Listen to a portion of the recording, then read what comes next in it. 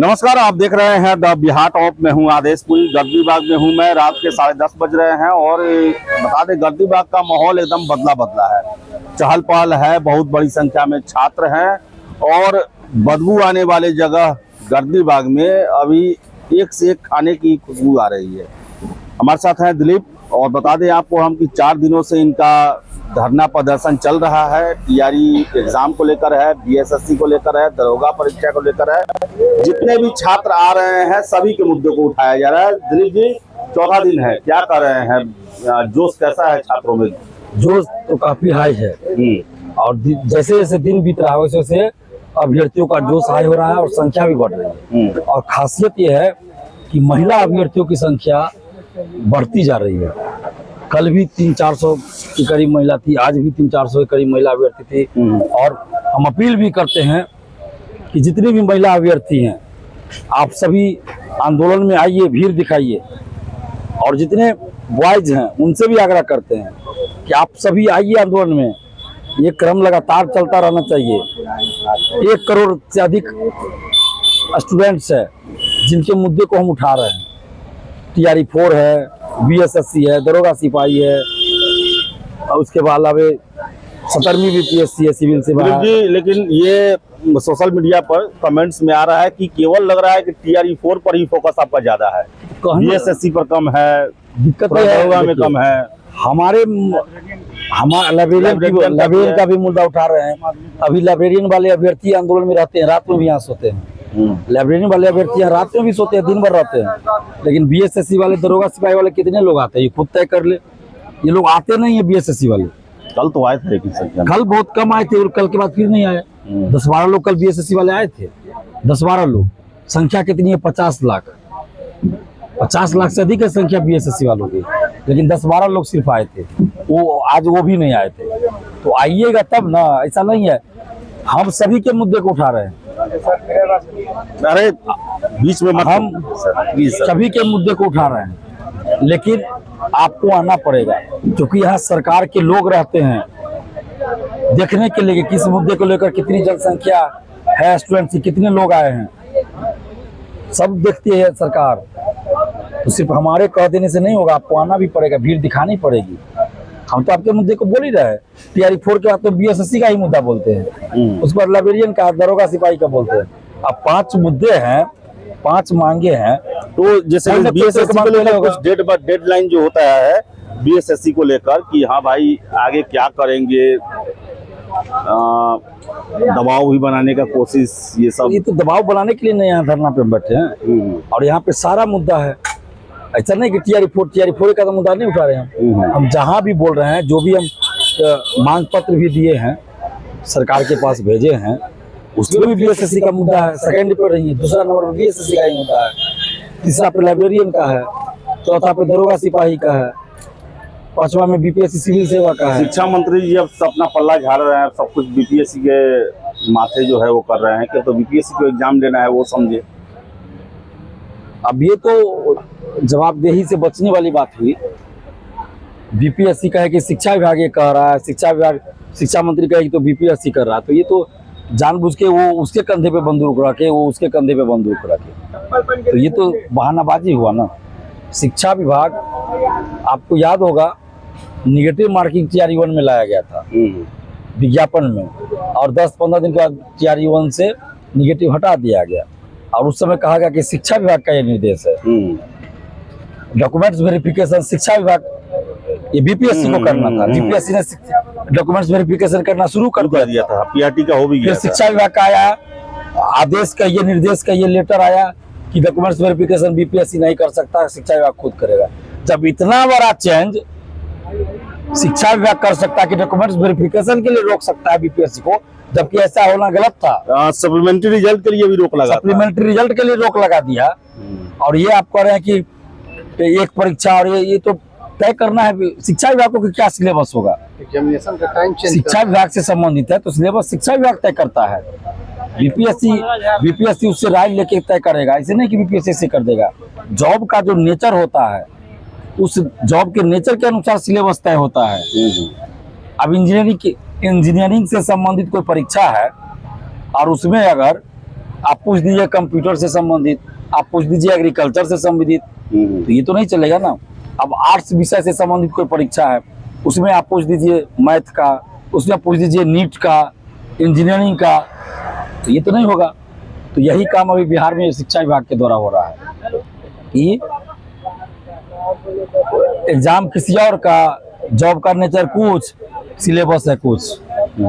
इस तरह से नहीं होगा। हम लोग पीटी मेंस का विरोध तो कर ही नहीं रहे हैं। सबसे बड़ी बात है कि अभ्यर्थी भी पीटी मेंस का विरोध कहाँ कर रहे हैं, सिर्फ इतना कह रहे हैं कि आप इसको TRE 5 से लागू कीजिए, आप इसको TRE 5 से लागू कीजिए ना।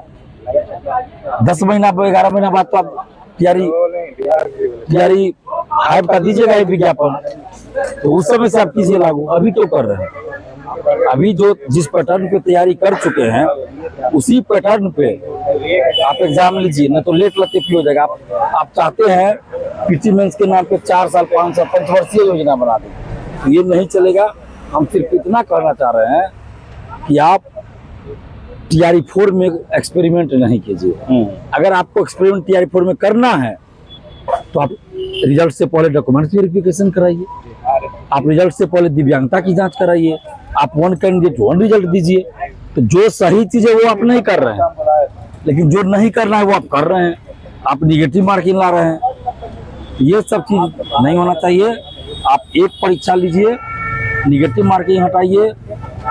मतलब दिलीप जी, स्टेट वाले को अपीयरिंग के तौर पर आवेदन करने का मौका दिया गया है, लेकिन उसी में देखें कि PG का रिजल्ट आने वाला है बहुत सारे विश्वविद्यालयों का, उन लोगों को मौका नहीं दिया गया है। फिर से सीटेट वाले भी छात्र यहाँ आए हुए हैं और उनका भी कहना है कि हमें क्यों नहीं मौका दिया जा रहा। सिर्फ स्टेट को देकर जो है वो पल्ला झाड़ दिया गया है। नालंदा वाले हैं, इग्नू वाले हैं, सबका लटका हुआ है मामला। सरकार का क्या मकसद है, अभ्यर्थियों को आपस में लड़ा के रखे ताकि ये लोग इनका जो पोल पट्टी है वो न खोले और युवाओं को ये गुमराह करते रहे। यही तो फूट डालो राज करो की नीति चल रही है। पिछले साल भी स्टेट TRE 4 वाले को लड़ाया गया, इस बार भी स्टेट सीटेट वाले को लड़वाया जा रहा है, TRE 4 वाले को लड़वाया जा रहा है। तो इनके पास कोई नियत नहीं है, नियति नहीं है, सिर्फ बस बयानबाजी करना है, कोई कार्य योजना नहीं है इनका। एक होता है ना कि ठोस योजना बनाए कि कैसे क्या करना आगे, कुछ नहीं है। जब मन हुआ स्टेट करा देंगे, जब मन हुआ घोषणा कर देंगे, करेंगे कुछ नहीं। अरे आप हर साल एक समय तय कीजिए कि उस समय आप STT का एग्जाम कर लेंगे, उस समय विज्ञापन देंगे, TRE 4 में TRE का विज्ञापन देंगे। आप इस तरह से एक वार्षिक कैलेंडर जारी कर दीजिए ना, किसी को कोई दिक्कत नहीं होगा। दिलीप जी कुछ डेडलाइन देंगे BSSC को और BPSSC को, BSSC कम से कम परीक्षा कैलेंडर ओरिजिनल वाला जारी करे। फरवरी में भी हुआ था ये, जो आज तक फॉलो नहीं हुआ। और BPSSC का वो जो मेंस एग्जाम हुआ है उसमें बड़ा ही संगीन आरोप लग रहा है, लेकिन अभय दान मिला हुआ है BPSSC को कि कोई कुछ हो जाए, दरोगा परीक्षा को कोई छुएगा नहीं, चाहे SIT हो, पुलिस हो, EOU हो, कोई भी हो। ये बात सही है।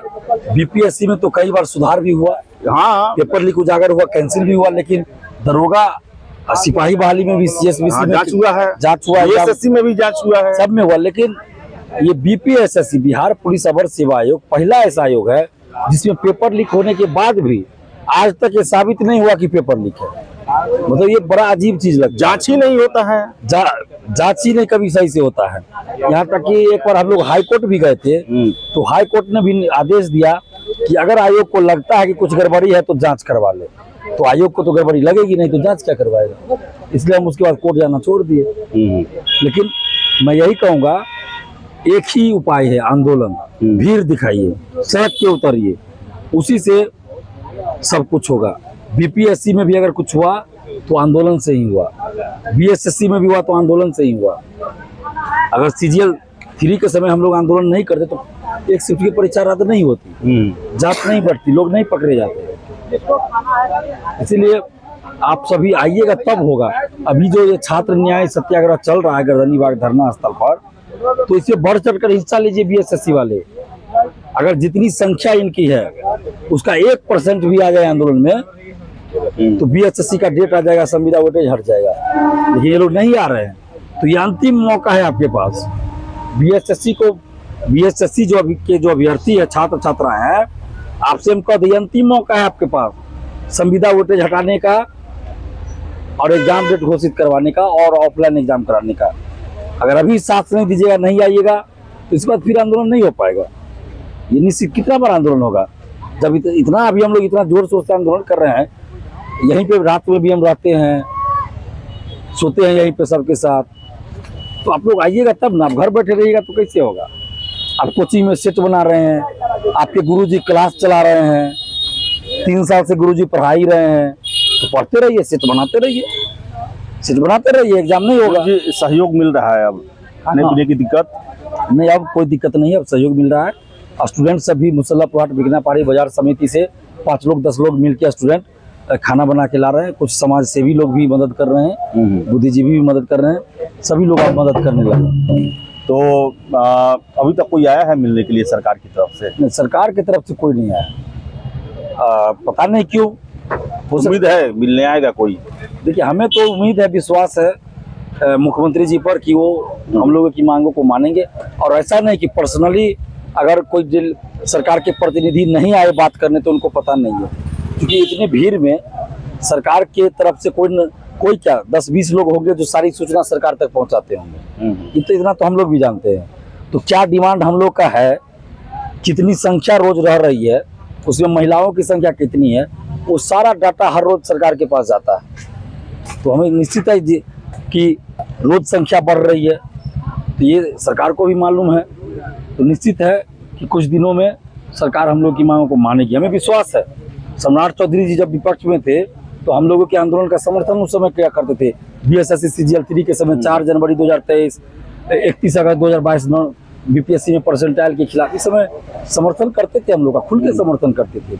इसलिए उम्मीद है सम्राट चौधरी जी से कि अभ्यर्थियों की पीड़ा को समझेंगे और जो भी डिमांड है उसको मानेंगे, पूरा करेंगे। तो चलिए, दिलीप थे साथ में और आंदोलन जारी है और विभिन्न मुद्दे हैं, लेकिन प्रमुखता से टीआरई का जो है मामला चल रहा है, क्योंकि टीआरई के कैंडिडेट जो है वो बड़ी संख्या में यहाँ मौजूद है। नोटिफिकेशन देखने के बाद उन्हें लग रहा है कि इसमें बहुत सारा कमी है, अन्याय है और अधूरा है ये नोटिफिकेशन। आपकी क्या राय है? कमेंट बॉक्स खुला हुआ है। वीडियो पसंद आया लाइक शेयर करें, हमारे चैनल द बिहार टॉप को सब्सक्राइब जरूर कर लें। धन्यवाद।